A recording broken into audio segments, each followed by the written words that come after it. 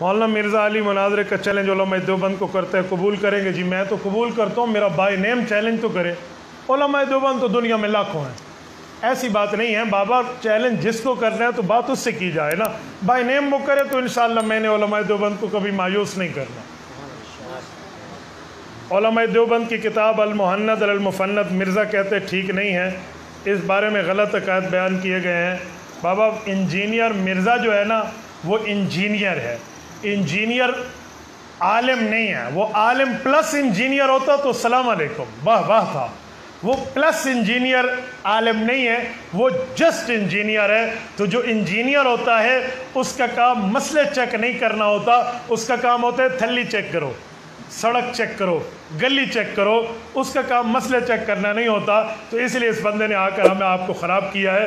آپ نے عالم کی بات مانی ہے، وہ انجینئر ہو اوورسیئر ہو ٹھیک ہے، ہمیں نہیں مسئلہ، لیکن کم از کم عالم تو ہونا چاہیے نا۔ اس نے مسائل غلط بتائے ہیں۔ المحند المفند علماء دیوبند کی پہلی اجماعی دستاویز ہے، اس پر کوئی دوسری رائے نہیں ہے۔ اور وہ چیلنج کرتا ہے ان لوگوں کو جن کا کام مناظرہ نہیں ہے، چیلنج ہمارا وہ قبول نہیں کرتا۔